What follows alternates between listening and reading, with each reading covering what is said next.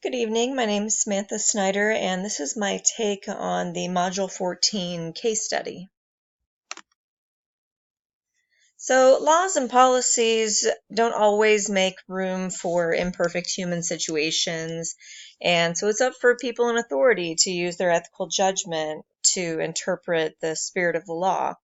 And I think that is really the basis of this case that we're looking at. And in this case, Vice Principal Inman is facing an ethical dilemma involving two students. One student, James, who has a record of violent behavior, has bullied another student, David, into holding a prohibited weapon for him. The student who held the weapon does not have a record of bad behavior, but the punishment he's facing for this crime could seriously damage his life and his future. James has admitted that he threatened David with violence in order to coerce him into holding the weapon. Both students face a felony charge, time in a youth detention facility, and 45 days expulsion from school. The school resource officer is involved, as are both students' parents and the director of secondary education, who seems to be Mr. Inman's supervisor. The director of secondary education has directed Mr. Inman, despite his protests, to follow through on the expulsion for David or face professional consequences of his own. These events took place in what seems to be an urban school.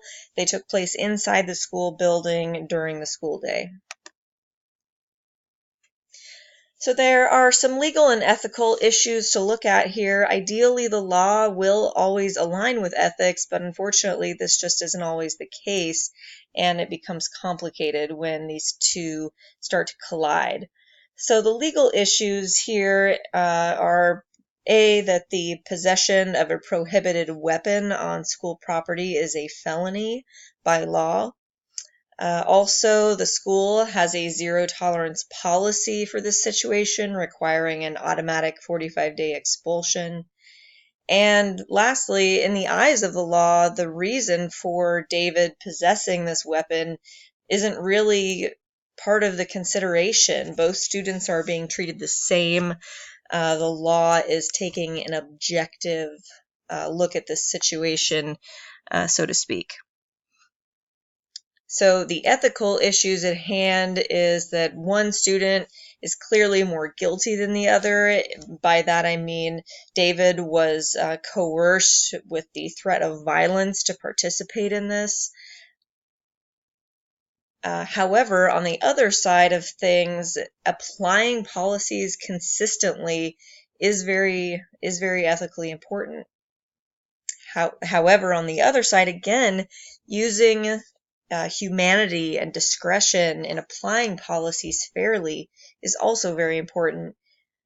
But the foundational bottom line thing is that for people in education, acting in the best interest of students is the paramount ethical issue.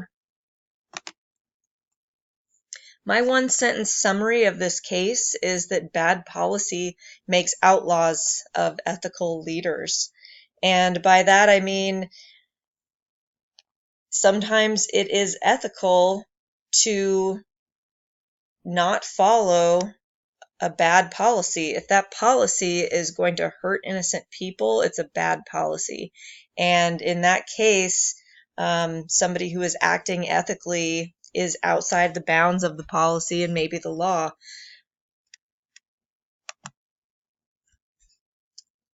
So just a quick synthesis of the facts.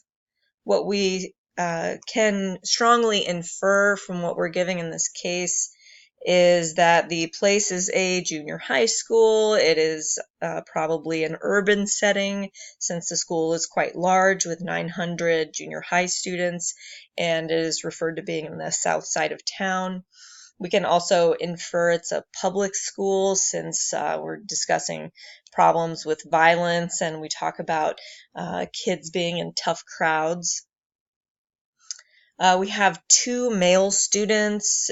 David's last name is Ramos, so we can infer that he may be Hispanic.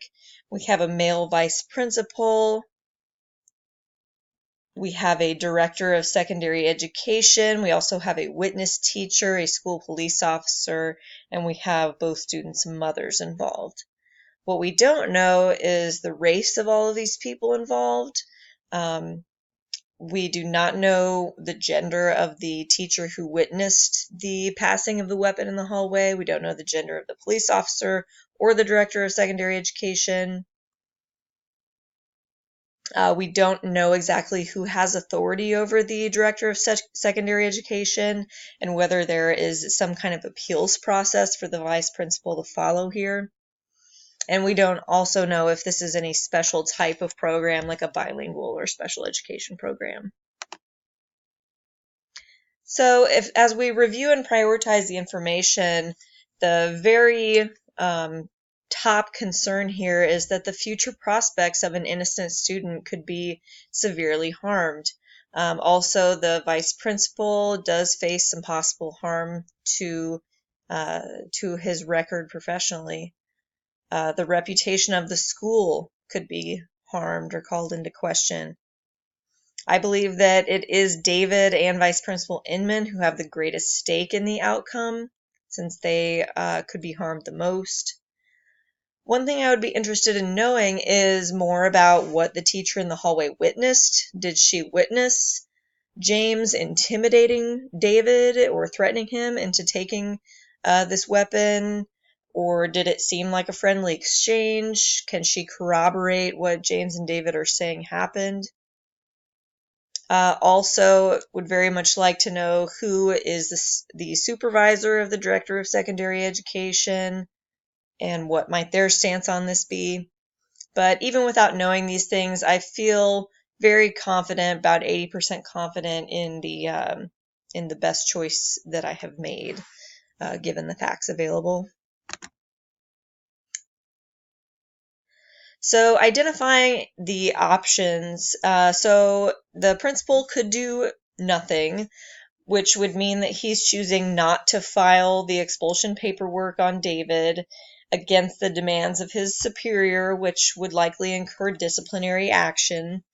And it's unclear as to whether this action would result in David not being expelled or if he would just be expelled anyway, but by the paperwork just being filed by somebody else. Another way we would look at doing nothing would be that Inman goes ahead and files the paperwork against his better judgment, which protects him but does nothing to help David. On the complete opposite extreme, doing everything might involve submitting a written protest about this situation to everyone in a position of authority in the school administration, maybe spearheading a petition campaign among the teachers and the parents, maybe even getting the media involved or quitting in protest.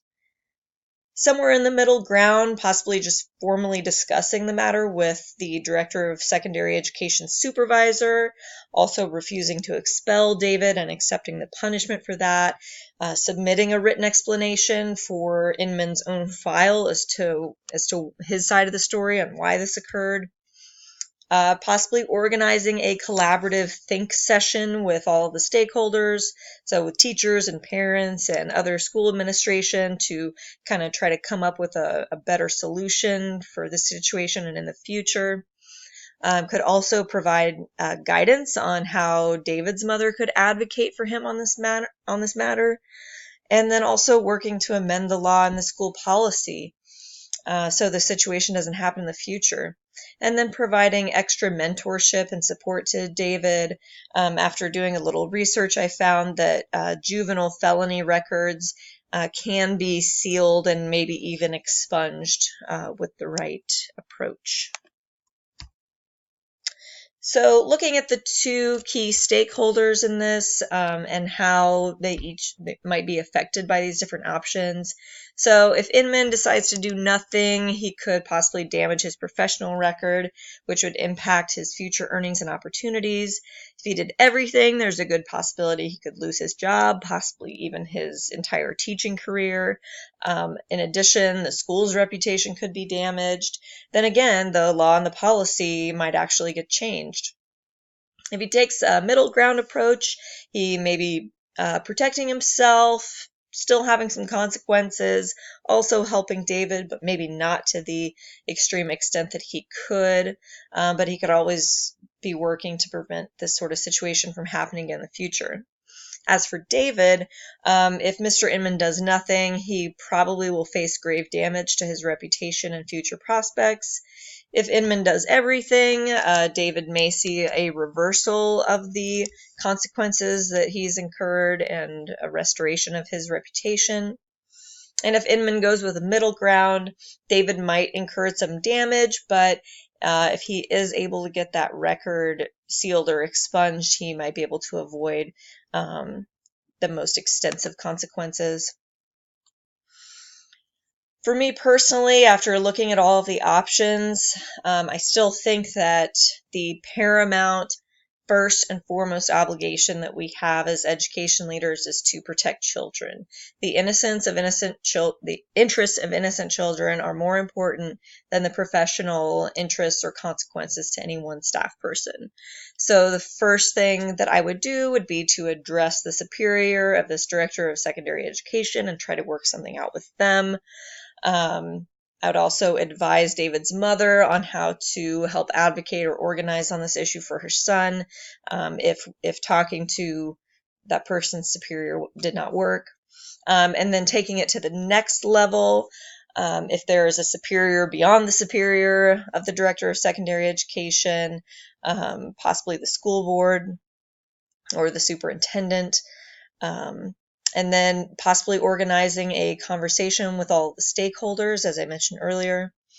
And finally, the last rung would really be to get other teachers and parents involved to advocate for David and to change this policy. Finally, implementing the decision. I think what's most important is making a decision that you can live with, that you can sleep at night, and just committing to follow through no matter the cost.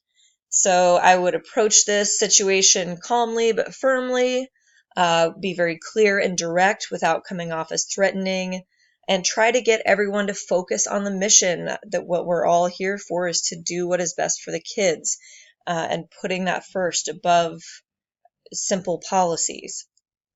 I would also make sure I was providing emotional support to David through this, and also keeping that clear line of communication open with his mother.